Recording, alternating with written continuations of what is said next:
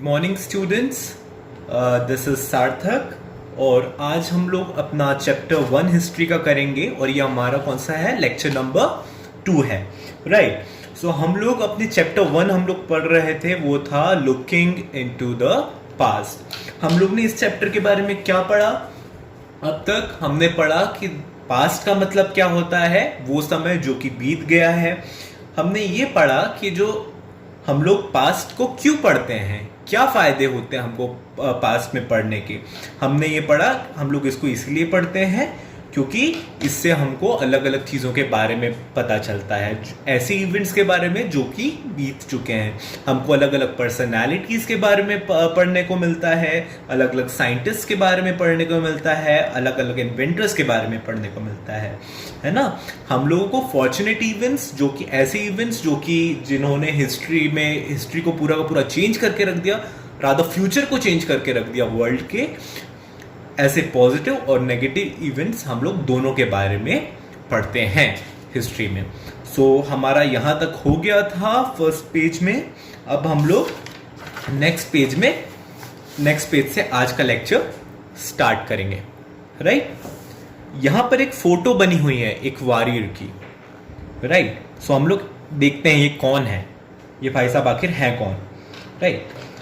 Alexander the Great is one of the best known rulers in history. He is respected for his courage and intelligence. So ये जो warrior जो हमको यहाँ पर दिख रहे हैं, इन्होंने यहाँ पर एक भाला पकड़ा हुआ है और यहाँ पर एक ढाल है उनके पास, राइट। सो ये है Alexander the great.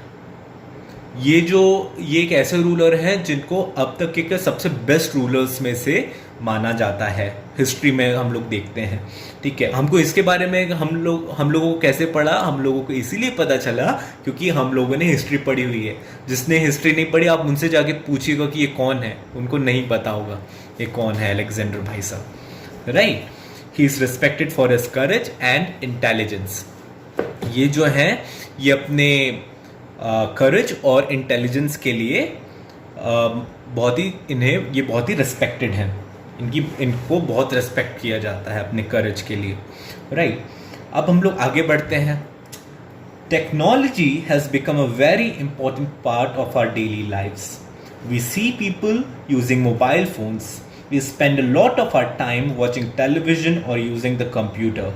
Most parts of our country have electricity supply. We travel by cycle, car, bus or by an aeroplane. Right. So इसमें बोला टेक्नोलॉजी। जो टेक्नोलॉजी है ये हमारे लाइफ में एक बहुत ही मेजर रोल प्ले करती है, राइट।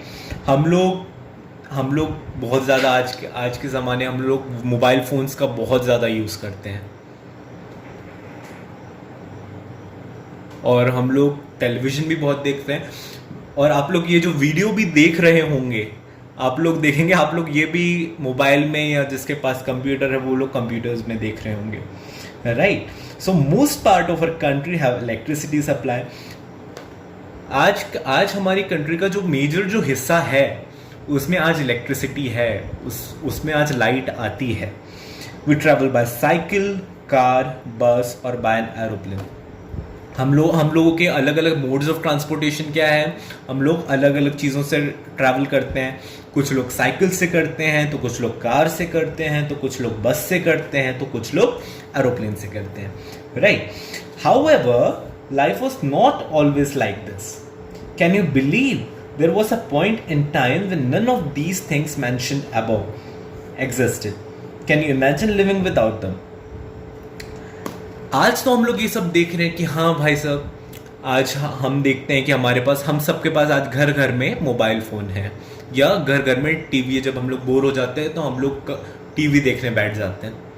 अब आप सोचो, एक समय ऐसा भी था जब ये सारी चीज़ें नहीं हुआ करती थी।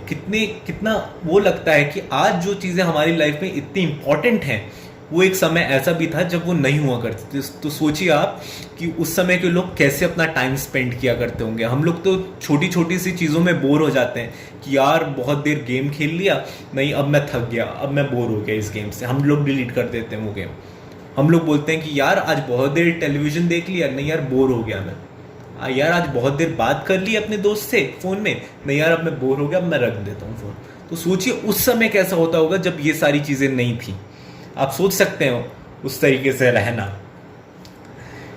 History is interesting because it tells us of a life we never thought would be possible. It is fascinating because it tells us of people and cultures that are quite different from us. So ये जो history है ये हमको क्या बताती है, ये हमको उस समय के बारे में बताती है जब हम लोगों को ऐसा लगता है कि वो समय के बारे में जो समय होना पॉसिबल ही नहीं था। हम लोग आज के ज़माने में सोच सकते हैं कि भैया अगर टेलीविज़न नहीं है तो कैसे होगा, घर में लोगों का टाइम पास कैसे होगा, या अगर साइकिल नहीं है या बस नहीं है या कार नहीं है तो आप लोग कैसे ट्रैवल करोगे। बट एक ज़माना ऐसा भी था जब ये सारी चीज़ें नहीं थी। तो इन सारी चीज़ों के बारे में हमको कैसे पता चलता है? इन सारी चीज़ों के बारे में हमको पता चलता है by reading history. It is fascinating because it tells us of people and cultures that are quite different from us. ये fascinating क्यों है? क्योंकि ये हमको ऐसे लोगों के बारे में बताता है या ऐसे कल्चर्स के बारे में बताता है जो कि हमसे डिफरेंट थे, जो कि महान थे या हमसे कम महान थे, राइट। सो इसीलिए जो हिस्ट्री है वो इतनी ज़्यादा फैसिनेटिंग है। फैसिनेटिंग मतलब इतनी ज़्यादा इंटरेस्टिंग है, इतनी ज़्यादा एक्साइटिंग है। Doctor B.R. Ambedkar worked hard to improve society. यहाँ पर एक बॉक्स में आपको एक जेंटलमैन की तस्वीर दिख रही है। ये है doctor B.R. Ambedkar, doctor Bhimrao Ambedkar साहब। Doctor B.R. Ambedkar worked hard to improve society. He worked towards ensuring that all people are given equal rights and due respect in the society. So, जो डॉक्टर B.R. अम्बेडकर जो हैं, इन्होंने सोसाइटी को, हमारी जो society, हम लोग जिस जगह रहते हैं हम लोग उसको क्या बोलते हैं? हम लोग उसको बोलते हैं सोसाइटी, है ना। तो उन्होंने सोसाइटी को और बेहतर बनाने के लिए या और इम्प्रूव करने के लिए उन्होंने बहुत सी चीज़ें की। उन्होंने लोगों को इक्वल राइट्स मिले, राइट्स मतलब हक, राइट, उनको रिस्पेक्ट मिले, इसके लिए उन्होंने काफ़ी काम किए हैं। Doctor B.R. अम्बेडकर, मैं और एक चीज़ बता दूं, ये हमारे father of the Indian constitution भी कहलाते हैं। इंडियन कॉन्स्टिट्यूशन, IN आप लिख सकते हैं, INDIAN, Indian constitution, CONSTITUTION, father of the Indian constitution भी कहलाते हैं। जो कॉन्स्टिट्यूशन है ये हमारा रूल बुक है जिसके ऊपर हमारा जो कंट्री है वो वर्क करता है। जैसे आप जानते हैं ना कि आप गेम खेलते हैं कोई ना कोई, तो उसमें रूल्स होते हैं, या हम लोग एग्जाम देने जाते हैं तो कोई रूल होता है हमारा कि भैया हमको चीटिंग नहीं करनी, हमको 3 घंटे में ही पेपर सॉल्व करना है, राइट। वैसे ही हमारा जो इंडियन कॉन्स्टिट्यूशन है ये क्या है, हमारे जो कंट्री है उसकी एक रूल बुक है। एक्टिविटी 1 ये आपको खुद से करनी है घर में।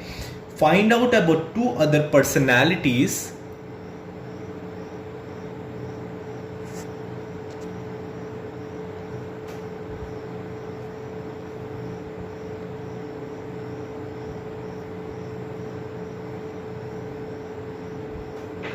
Find out about 2 other personalities other than Dr. B.R. Ambedkar who are recognized in society for their immense contributions to the betterment of people.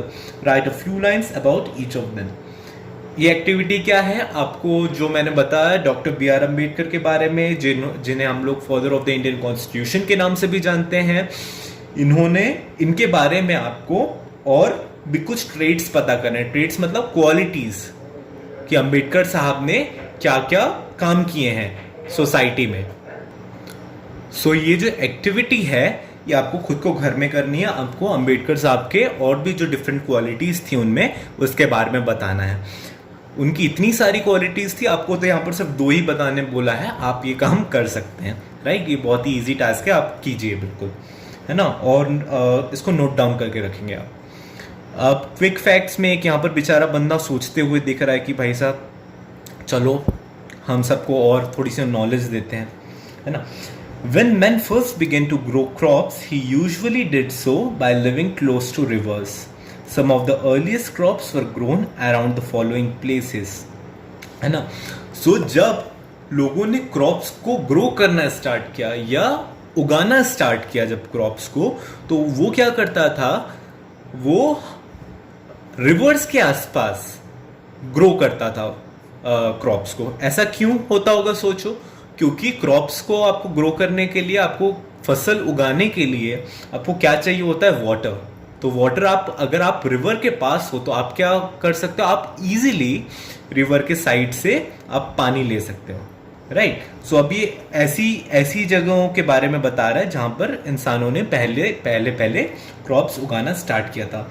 Mehrgarh which lies in the region of Sulaiman and Kirthar hills near the river Indus, the Vindhya hills which lie close to the river Narmada, the Garo hills which lie close to the river Brahmaputra।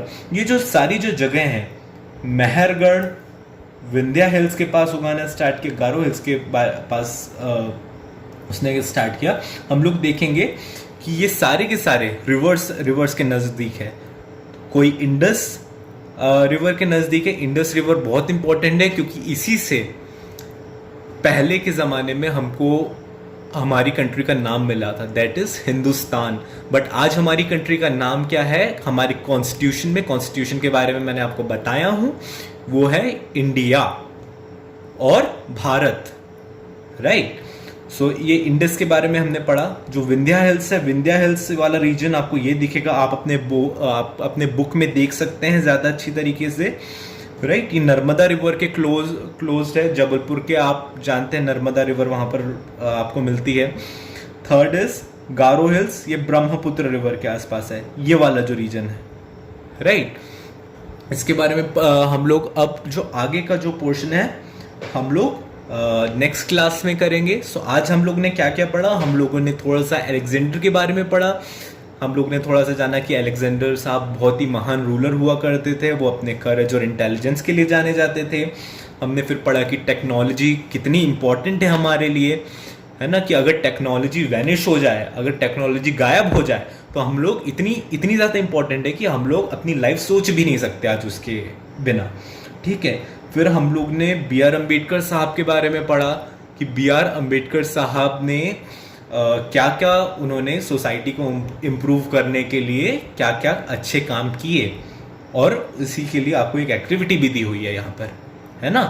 और इसके बाद हमने पढ़ा कि जो इंसान है, जो मैन है, उसने स्टार्टिंग में जब उसको पता चला कि हाँ भैया हम लोग फसल भी उगा सकते हैं, नहीं तो पहले तो वो चीज़ों को हंट करके, एनिमल्स को मार करके खाया करता था, है ना। या फिर वो कुछ भी, अगर उसको कोई कहीं से भी फल मिला तो उसने खाया और उसने फेंक दिया। तो उस समय एक क्रॉप उगाने वाला कोई कॉन्सेप्ट नहीं था। बट उसके बाद जब हमको पता चला कि नहीं आ रही है, हम लोग कर सकते हैं, हम लोग क्रॉप्स उगा सकते हैं एक ही जगह, तो हम लोग ने कहाँ उसको करना स्टार्ट किया, हम लोगों ने रिवर्स के पास करना स्टार्ट किया। वो भी मैंने आपको बताया क्यों किया करना। फिर हम लोग ने यहाँ पर मैप में भी देखा कि ये जो मेहरगढ़ जो होगा ये इंडस रिवर के आसपास होगा, ये आज पाकिस्तान वाला रीजन है, मॉडर्न डे पाकिस्तान वाला रीजन है। विंध्या हिल्स, नर्मदा, ये आपका जबलपुर के आसपास वाला रीजन, मध्य प्रदेश के आसपास वाला रीजन, और ब्रह्मपुत्र ये इस तरफ का ये जो रीजन आपको दिख रहा है, राइट। अब बाकी का जो भी होगा पोर्शन वो हम लोग नेक्स्ट क्लास में करेंगे, है ना। तब तक के लिए थैंक यू।